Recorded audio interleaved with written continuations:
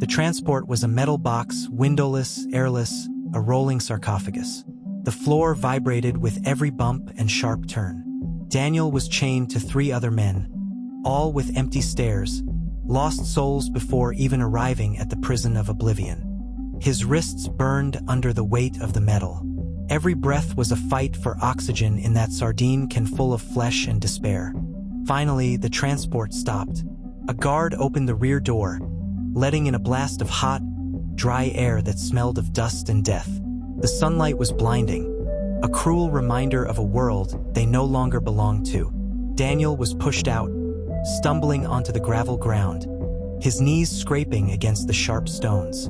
In front of him stood the Prison of Oblivion, a monstrosity of concrete and steel that seemed to absorb the light, a black hole of despair in the middle of the desert. The walls were stained with grime and old blood, silent witnesses to countless nightmares. The atmosphere was suffocating, not just from the heat, but from the palpable oppression, the weight of thousands of condemned souls resonating in the air. The screams, they came from everywhere and nowhere in particular, echoes of pain and madness, bouncing off the high, bare walls.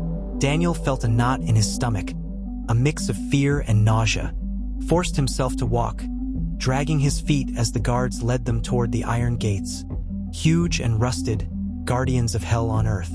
Crossing the threshold, he felt the world change. The air was heavier, denser. It smelled of sweat, urine, blood, and something else, something he couldn't identify but which churned his insides. The guards, armed and with vacant stares, were more beasts than men, automatons of flesh and hate. The doors closed behind him with a metallic, final sound, a clang that resonated like the sentence of an implacable judge. Daniel knew in that instant that there was no return, that life as he knew it had ended. Every step he took inside that concrete labyrinth pulled him further from humanity, closer to the darkness.